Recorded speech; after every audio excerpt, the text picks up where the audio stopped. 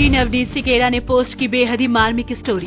Guarantee है बिना आंसू बहाए आप इस सच्ची घटना को सुन नहीं पाएंगे। एक जज अपनी पत्नी को क्यों दे रहे हैं तलाक, रोंगटे खड़े कर देने वाली इस सच्ची घटना को सुनिए आप नवनीत सिकेरा के शब्दों में। कल रात एक ऐसा वाकया हुआ जिसने मेरी जिंदगी के कई पहलुओं को छू लिया।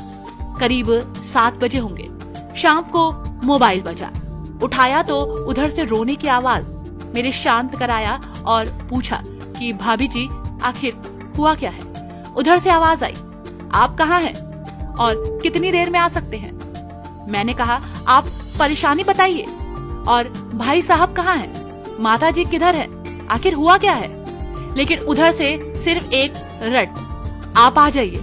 मैंने आश्वासन दिया कि कम से कम 1 घंटा पहुंचने में लगेगा। जैसे तैसे पूरी घबराहट में मैं पहुंचा। देखा तो भाई साहब सामने बैठे हुए हैं। भाभी जी रोना चीखना कर रही हैं। 12 साल का बेटा भी परेशान है। 9 साल की बेटी भी कुछ नहीं कह पा रही है। मैंने भाई साहब से पूछा कि आखिर बात क्या है। भाई साहब कोई जवाब नहीं दे रहे थे। फिर भाभी जी ने कहा, ये देखिए तलाक के पेपर, ये कोर्ट से तैयार करा के लाए हैं, मुझे तलाक देना चाहते हैं। मैंने पूछा ये कैसे हो सकता है, इतनी अच्छी फैमिली है, 2 बच्चे हैं, सब कुछ सेटल है। प्रथम दृष्टि में मुझे लगा ये मजाक है, लेकिन मैंने बच्चों से पूछा दादी किधर है। बच्चों ने बताया पापा ने उन्हें 3 दिन पहले ही नोएडा के वृद्धाश्रम में शिफ्ट कर दिया है। मैंने घर के नौकर से कहा मुझे और भाई साहब को चाय पिलाओ। कुछ देर में चाय आई। भाई साहब को बहुत कोशिशें की चाय पिलाने की, लेकिन उन्होंने नहीं पी और कुछ ही देर में वो एक मासूम बच्चे की तरह फूट फूट कर रोने लगे। बोले मैंने 3 दिन से कुछ नहीं खाया है। मैं अपनी 61 साल की माँ को कुछ लोगों के हवाले करके आया हूँ। पिछले साल से मेरे घर में उनके लिए इतनी मुश्किलें हो गई कि पत्नी ने कसम खा ली थी कि मैं माँ जी का ध्यान नहीं रख सकती। ना तो ये उनसे बात करती थी और ना ही मेरे बच्चे बात करते थे। रोज मेरे कोर्ट से आने के बाद माँ खूब रोती। नौकर तक भी अपनी मनमानी से व्यवहार करते। माँ ने 10 दिन पहले बोल दिया बेटा तू मुझे ओल्ड एज होम में शिफ्ट कर दे। मैंने बहुत कोशिश की पूरी फैमिली को समझाने की, लेकिन किसी ने माँ से सीधे मुंह बात नहीं की। जब मैं 2 साल का था तब पापा की मृत्यु हो गई थी।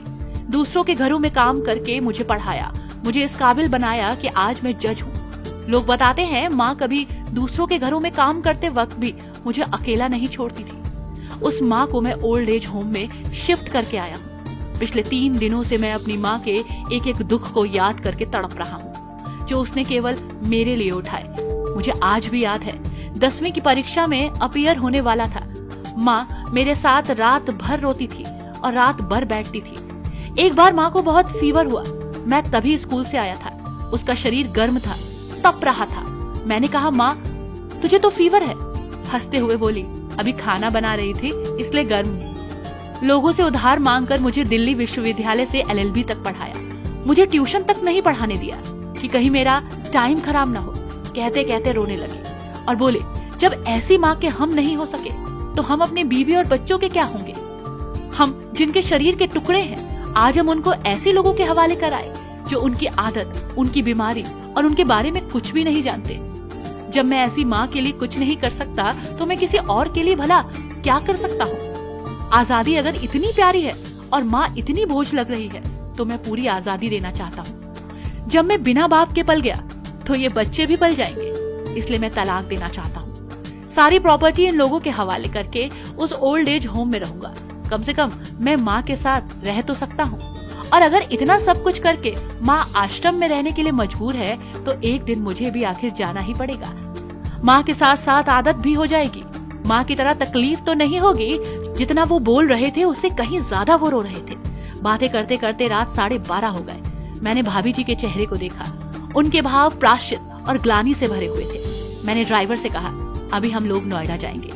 भाभी जी और बच्चे, हम सारे लोग नोएडा पहुंचे। बहुत ज्यादा रिक्वेस्ट करने पर गेट खुला। भाई साहब ने उस गेट कीपर के पैर पकड़ लिए। बोले मेरी माँ है, मैं उसको लेने आया हूँ। चौकीदार ने कहा क्या करते हो साहब। भाई साहब ने कहा मैं जज हूँ। उस चौकीदार ने कहा जहाँ सारे सबूत सामने हैं तब तो आप अपनी माँ के साथ न्याय नहीं कर पाए, औरों के साथ क्या न्याय करोगे साहब। इतना कहकर हम लोगों को वहीं रोककर वो अंदर चला गया। अंदर से एक महिला आई जो वार्डन थी। उसने बड़े कतर शब्दों से कहा 2 बजे रात को आप लोग ले जाने कहीं मार तो 2 बजे रात को आप लोग ले जाने आए हो, कहीं मार तो नहीं दोगे? मैं अपने ईश्वर को क्या जवाब दूंगी? मैंने सिस्टर से कहा, आप विश्वास करिए, ये लोग बहुत बड़े पश्चाताप में जी रहे हैं। अंत में किसी तरह उनके कमरे में ले गई। कमरे में जो दृश्य था उसको कहने की स्थिति में मैं नहीं हूँ। केवल एक फोटो जिसमें पूरी फैमिली, और वो भी माँ जी के बगल में, जैसे किसी बच्चे को सुला रही हो। मुझे देखी तो उसको लगा कि बात ना खुल जाए, इसलिए जब मैंने कहा हम लोग आपको लेने आए हैं तो पूरी फैमिली एक दूसरे को पकड़ कर रोने लगी। आसपास के कमरों में और भी बुजुर्ग थे। सब लोग जाग कर बाहर की तरफ आ गए। उनकी भी आंखें नम थी। कुछ समय के बाद चलने की तैयारी हुई। पूरे आश्रम के लोग बाहर तक आए। किसी तरह हम लोग आश्रम के लोगों को छोड़ पाए। सब लोग इस आशा से देख रहे थे कि शायद उनको भी कोई लेने आए। रास्ते भर बच्चे और भाभी जी तो शांत रहे, लेकिन भाई साहब और माता जी एक दूसरे की भावनाओं को अपने पुराने रिश्ते पर बैठा रहे थे। घर आते आते करीब 3:45 हो गया। भाभी जी बहुत खुशी की चाबी कहाँ है? भाभी जी अपनी खुशी की चाबी कहाँ है ये समझ गई थी। मैं भी चल दिया, लेकिन रास्ते भर वो सारी बातें और दृश्य घूमते रहे। माँ केवल माँ है, उसको मरने से पहले ना मारो। माँ आपकी ताकत है, उसे बेसहारा ना छोड़ो।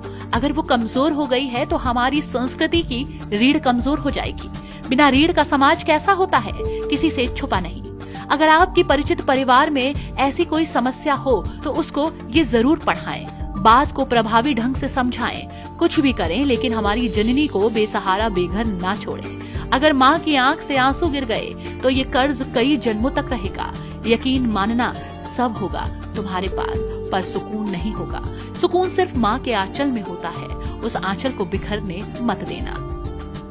इस मार्मिक दास्तान को सुनने के बाद आप भी माँ के लिए 2 शब्द जरूर लिखिए। हमें इंतजार होगा।